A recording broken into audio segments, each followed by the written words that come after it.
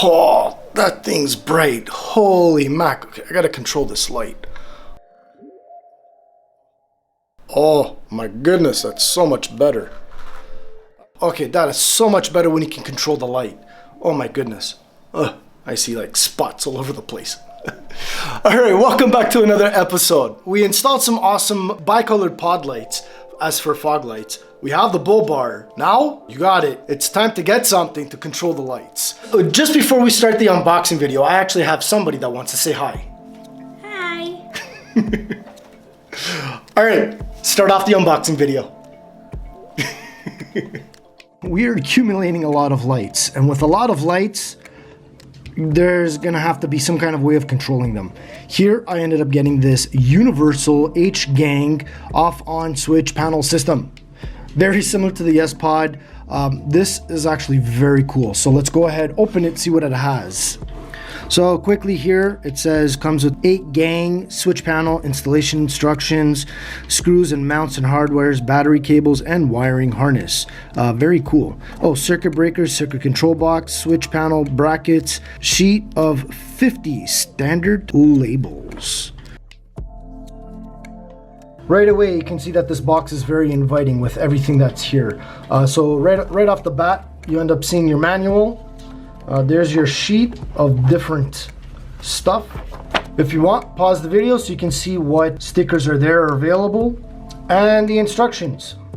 60 amp breaker, so that way we're not dealing with fuses out on the trail. Right here is the actual heart of the system. Let me put the camera down and show you guys. Okay, here we go. This is it right here. It's good for 12 to 24 volts, 60 amps max.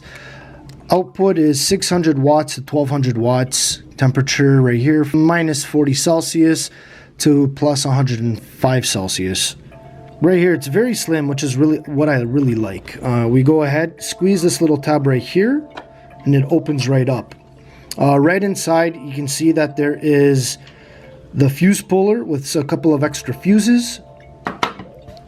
Then right in here, it looks to be underneath this waterproof gel is the circuit board. Again, there are your fuses right there. Here are your inputs.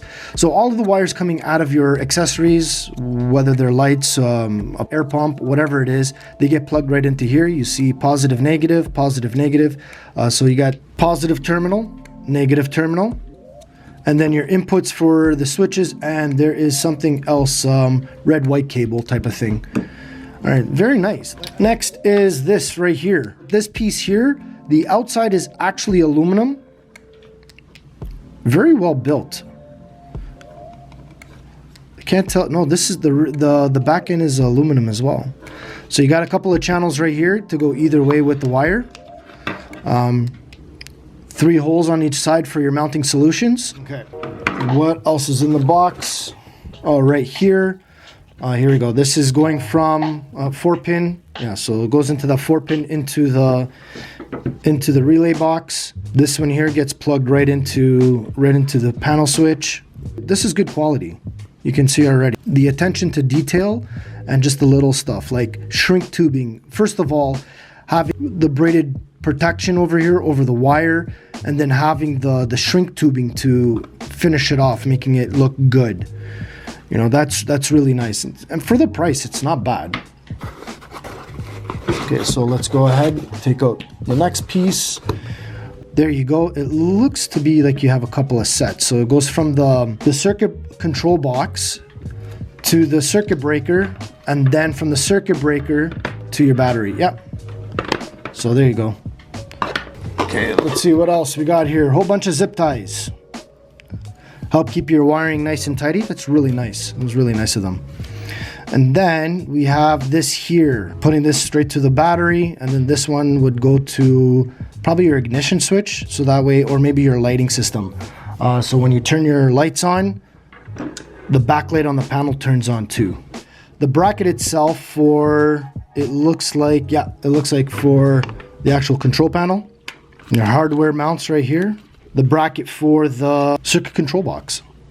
All right, part 1 of the test. Okay, so I have the wires hooked up to the Nautilus battery for my boat, going into the 60 amp fuse or a 60 amp breaker, going into the circuit board. For the time being, I just connected this red wire straight to the battery. This is going to be connected to the on-off switch for the lighting, and then, or maybe even to the key ignition. And then this is a momentary thing just to dim the lighting. Now there are 3 levels of brightness on this. So let's go ahead, complete the circuit, and there you go. It is on. I was fiddling around with this. So this is, I think, a number 2. So I'm gonna tap the positive over here. This is gonna pretend to be like my fingers are a momentary switch. So just tap, gets even lower, tap again, super bright, tap again, and again. So not bad. All right, let's go ahead, connect the aux beam lights before I install them onto this and see if this actually works. All right, so this is not the ideal thing to do, but this is how I'm gonna be doing this. All right, so we have the negative and the positive. And yes, I did double check that that one is the positive, this one is the negative. I just shoved it in there. And there's the aux beam light. Now I did trip the fuse or the breaker so that there is no power going into here. So let's go ahead, cross our fingers, and turn it on. All right, that turned on. Now I'm hoping that this is 1.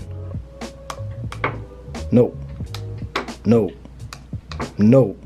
There we go. Hey, there's 1. Holy mac, that is pretty cool.